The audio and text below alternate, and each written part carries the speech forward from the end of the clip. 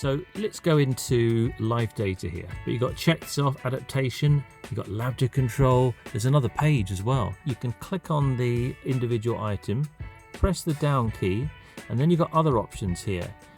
You've got this one on a tachometer style. Okay, so let's do graph merge. And now you've got all of the individual items. You've got a key, so engine coolant is in the blue, battery voltage is in the green, and the red is showing oil temperature. If you wanted to, you can select them all. You can graph merge, and as I put my foot on the brake, it gives you that little story of what's going on. Motor electronics, and it's gone, it's passed. Brilliant. Let's move on, 'cause it's time to move on. Go to diagnostics. Choose the car. It's got it in country code along the top there. I've got a Mercedes-Benz. You can do automatic selection, which is where it's going to find the VIN number. And there we go. It's getting the information now as it's talking to the car's CAN bus.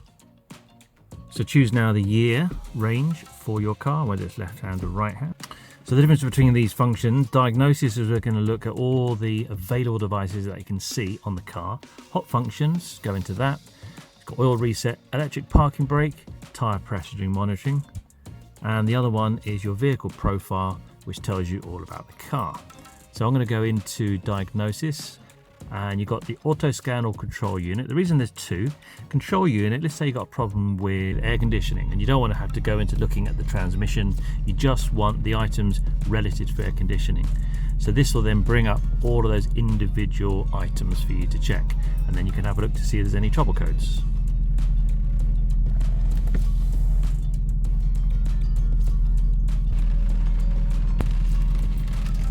So let it work its way through. As you can see, as it's going down there, it's picking up faults. We've got lower control panel there, and then the driver's side SAM. Don't worry too much. There will be historic faults on there probably. It doesn't mean the car isn't working properly. It's just that some items will remain. For example, I've got a touch keyless entry, and my driver's side, the sensor isn't always right. I think it's got to be changed, but the rest of the system still works. So here's giving me the voltage. I've got 14.5 volts, which I concur, because down here by my cigarette lighter,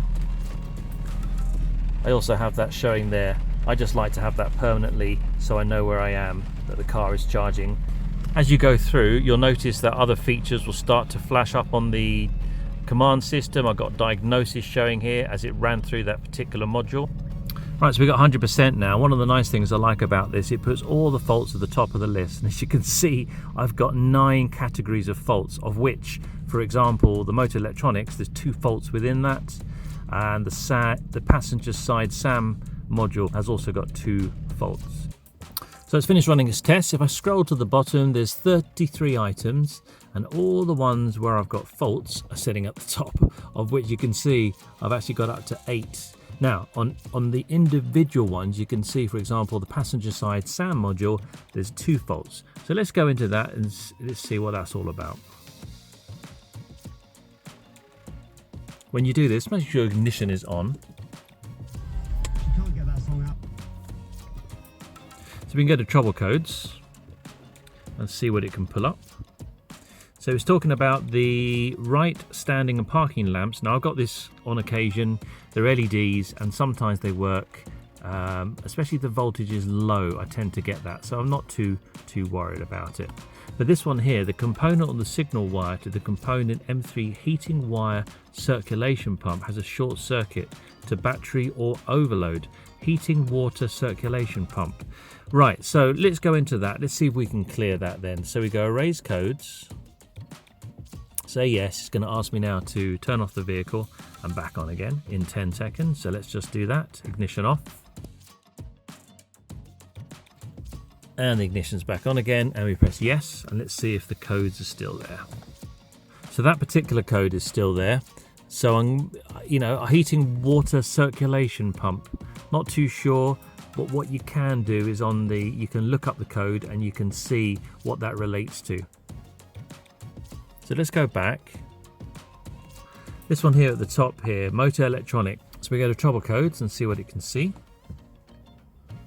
Now it's talking about left oxygen sensor here, and I've got an aging left oxygen sensor which is stored. Now we could try clearing those, but I doubt it will clear because the information is as it says. It's talking about the oxygen sensor, and it's probably time to change it. But let's see what we can do. So let's erase the codes, and then we say yes. It's going to say turn off the key.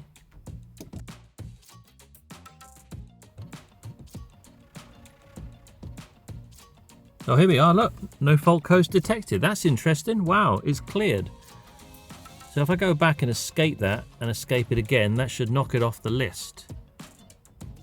It's reading it, motor electronics, and it's gone, it's passed. Brilliant.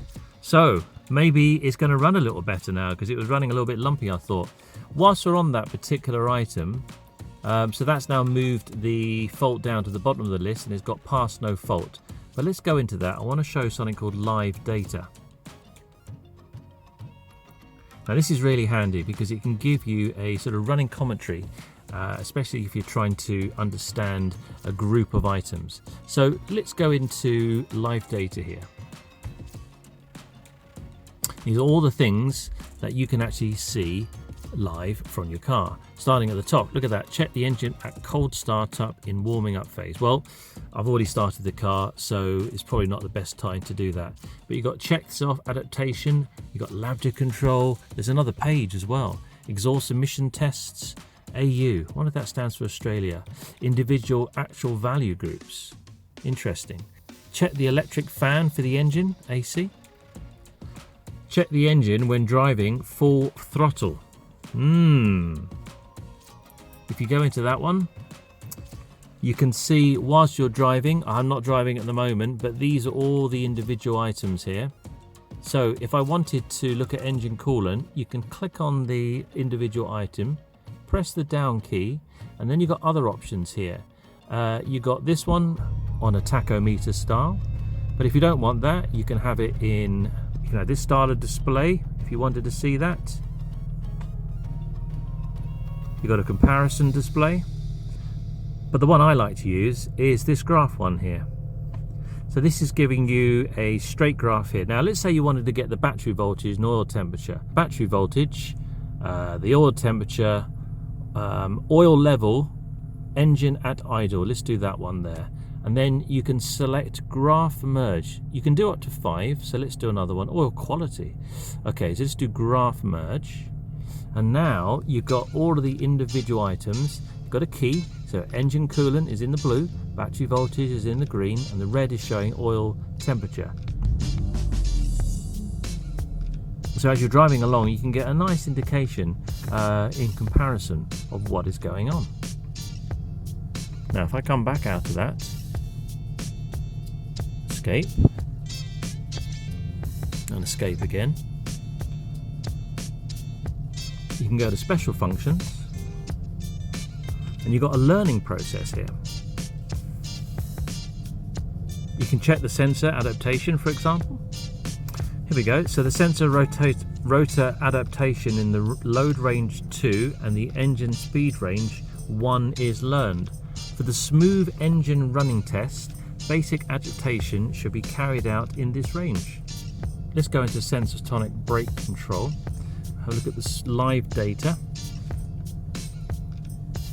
Power supply res per minute sensor. Let's have a look there. You've got left front speed, right front speed. This is all of the basically the ABS sensors, and you can have a look at the graph, and they should all be reading the same. So we've got 0 here because I'm not driving along. Obviously if I was driving, they should all be reading pretty much the same value. Let's go back out of that. Switches. Sensor-tonic brake control, pedal value sensor. So we tap down on that one, and we can see, let's go into the dial type of graph. If I press my foot on the brake, you can see now, as I press it, it's giving me a maximum in travel. Looks like it's in millimeters. And as I push it really hard, it increases. It actually gives me the pressure of the pedal. So let's select those two. And now let's go into graph merge. And as I press my foot on the brake, you can see the off and on. So you can see that your brake switch is working nicely, and that's the pedal value sensor. Let's go back out of that. Let's go into pressures. So this is good. So whilst I'm pushing my foot on the brake, you can see that these are starting to increase. You can see the values going up. Take my foot off the brake and they drop back down again. And likewise, if you wanted to, you can select them all. You can graph merge, and as I put my foot on the brake, it gives you that little story of what's going on.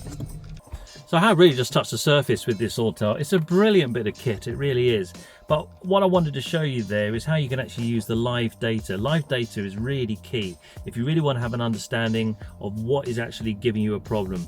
I had an issue with a speed sensor, and by using the live data, as I was cruising along at about 2 miles an hour, but the speed is irrelevant, I could see that one of the sensors, being in this case the rear right, wasn't actually doing anything. It was coming up with 0 kilometers an hour. So I knew, therefore, that rear right ABS sensor was the one that gave me the problem. I changed it and everything's fixed. So that gives you a little taster on live data, but there's also adaptation and changes that you can make. There's also functional tests that you can do, live tests. And that's going to come up on my next video. I'm going to show you how you can test the command module. I'm going to run through certain tests. You can check the radio amplification, make sure your signal's all good. You can make sure that your volume control is working, and you can even check the LCD display if you're having issues with that as well. And I'll see you on the next one. Appreciate the subscribe if you took the time to do it. Cheers. Let's move on, 'cause it's time to move on.